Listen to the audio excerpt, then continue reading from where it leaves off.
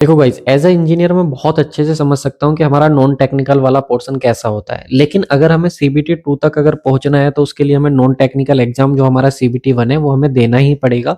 और हम सबको पता है कि वो एक स्क्रीनिंग एग्जाम है, मतलब वहां पर हमारी छटनी होने वाली है। और छटनी होने के बाद जो है सीबीटी 1 क्वालिफाई करेगा वही हमारा सीबीटी 2 में जाएगा।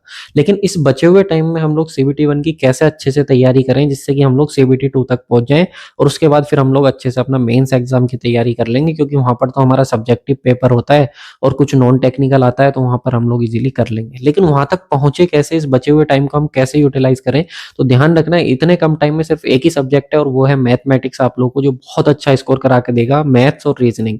क्यों? क्योंकि देखो सीबीटी 1 में आप लोगों का जीके जीएस आता है, जनरल अवेयरनेस आता है, बहुत ज्यादा वेरिएशन रहता है, पता नहीं कौन सा एरिया ज्यादा पूछ ले कौन सा एरिया कम पूछ ले, क्या पूछे क्या ना पूछे, बहुत वेरिएशन रहता है। लेकिन मैथ और रीजनिंग एक ऐसा सब्जेक्ट है जो स्कोरिंग भी है और आप लोगों का स्पेसिफिक भी है और प्रिसाइज भी है कि यहीं से पूछेगा। तो आज मैं बात करने वाला हूँ मैथ की, क्योंकि मैथ बहुत इंपॉर्टेंट रोल प्ले करता है। अगर आप लोग 30 में से 25 मार्क्स भी ले आते हो तो ये बहुत ही अच्छे मार्क्स होंगे, 25 प्लस मार्क्स इजीली ले आओगे। जितना मैं आज बताने वाला हूँ उतना आप लोग मैथ में कर लो, छोटा सा वीडियो होगा, बहुत हेल्प करेगा। तो गाइज अगर हमें सीबीटी 2 तक जाना है तो मैथ इंपॉर्टेंट रोल प्ले करने वाला है। एक्चुअली में स्टूडेंट करते क्या है कि रैंडमली कोई भी टॉपिक उठा करके पढ़ने लगते हैं, लेकिन एप्टीट्यूड में ऐसा नहीं होता है, इसका एक प्रोसीजर है। अगर हम उसको प्रॉपर तरीके से फॉलो करेंगे तो बहुत इजीली जो है वो हम लोग कर लेंगे। 2024 में 9 शिफ्ट हुई थी, जिसमें कि हमारे 30 क्वेश्चंस पेपर थे, जिनमें मैथ के मैंने 270 क्वेश्चंस लगभग एनालाइज करे हैं। इसके बाद ये कंक्लूजन पे हम लोग पहुंचे हैं कि रेशियो एंड प्रोपोर्शन जो है वो आप लोग के 49 जो है यहाँ से पूछे गए, मेंसुरेशन के जो 33 क्वेश्चंस थे, नंबर सिस्टम के 31 क्वेश्चंस थे, प्रॉफिट एंड लॉस के 28 अच्छे खासे क्वेश्चंस हैं, अलजेब्रा के भी 26 क्वेश्चंस थे, डिस्टेंस टाइम स्पीड की बात करें 22। देखो एग्जाम का ट्रेंड ऐसे ही पता लगता है। एसआईसीआई की बात करें 20, परसेंटेज की बात करें 20, एवरेज से 19, स्टैटिस्टिक्स से भी 19 क्वेश्चन। देखो ये टॉपिक्स हैं जिनको स्टूडेंट मिस करेंगे। ये हो गया अलजेब्रा, हो गया रेशियो एंड प्रोपोर्शन, हो गया एचसीएफ एलसीएम से 9 थे और डीआई से 4 क्वेश्चंस थे सिर्फ, ठीक है।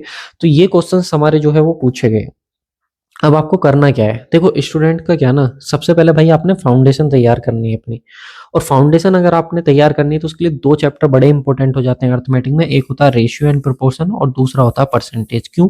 क्योंकि इन पे बेस्ड आधा अर्थमेटिक है हमारा। अगर एवरेज की बात करो तो टोटल सर रेशियो पे बेस्ड है। एसआईसीआई की बात करो तो सर रेशियो और परसेंटेज पे बेस्ड है। प्रॉफिट एंड लॉस की बात करो तो दोनों पे बेस्ड है। मिक्सचर एंड एलिगेशन सर दोनों पे बेस्ड है। Time speed and distance sir हमारा परसेंटेज और इस पे दोनों पे बेस्ड चैप्टर है। डिस्काउंट की बात करें तो परसेंट। तो अगर ये 2 चैप्टर कर लेते हो तो आधा तो आपका ऑटोमेटिक यहाँ से कवर हो जाता है। इसके साथ आपको करना क्या है, तो देखो सबसे पहले आपने ना अपनी फाउंडेशन रेडी करनी है। रेशियो एंड परसेंटेज 2 चैप्टर है, इंपॉर्टेंट है, करने ही पड़ेंगे। इसके बाद जो इन पे बेस्ड एप्लीकेशंस वाले चैप्टर है, जैसे कि मैंने अभी यहाँ पे बताया आप लोगों को, अगर ये कर लोगे तो प्रॉफिट एंड लॉस हो जाएगा, SI CI, time speed and distance, average, discount, ये सारे आप लोग जो है वो इजीली कर लोगे। और फाइनली आप लोग जब ये करोगे तो आपकी स्पीड और एक्यूरेसी भी आएगी यार, क्योंकि प्रैक्टिस करने से तो सारी चीजें हो जाती है ना। तो ये भी इजीली आप लोग का हो जाएगा, लेकिन बेस्ट स्ट्रेटेजी होना बहुत जरूरी है। इसके लिए आपको करना क्या है, बहुत सिंपल सा है। आपको पहले अपना रेशियो एंड प्रोपोर्शन पे काम करना है, ठीक है, परसेंटेज पे काम करना है। इसके लिए कोई भी टीचर, यूट्यूब पे आप लोग कोई भी टीचर जिसका आपको समझ आए उसकी वीडियो उठा लो, बहुत सारा कंटेंट अवेलेबल है। उस टीचर का आप लोग देखो और उसी से अपने टॉपिक्स को जो है वो क्लियर करना शुरू कर दो। सबसे पहला काम आप लोग को। उसके बाद दूसरा काम आपको करना है, आरआरबी जेई और एसएससी जेई के जो लेटेस्ट एग्जाम हुए हैं, आरआरबी के और एसएससी के, सबके पीवाई के उठा लेने और उन्हीं को प्रैक्टिस करना है। मैं बोल रहा हूँ कि डिजिट भी चेंज नहीं करेगा, एग्जैक्ट क्वेश्चन पूछ लेगा आपसे। जो रेलवे के अदर एग्जाम होते हैं उनके डायरेक्ट क्वेश्चन पूछ लेगा। बस आपको ये देखना है कि किस टॉपिक का वेटेज ज्यादा है, जो मैं आपको बता चुका हूँ। और अगर आप इतना करोगे, ठीक है, सिर्फ आप ना अपना कर्म करो, फल की इच्छा मत करो, फल की चिंता मत करो, वो अपने आप हो जाएगा।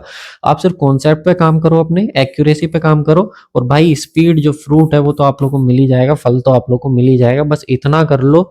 ये वो ब्रेक डाउन है टॉपिक्स का, अगर इतना कर लेते हो ना, 25 प्लस यही चैप्टर कर लेने, और डिक्टो रेलवे और एसएससी के पीवाईक्यू, कुछ नहीं करना, इतना कर लो, आराम से 25 प्लस आ जाएंगे, बाकी स्टूडेंट से बहुत आगे ले जाएंगे।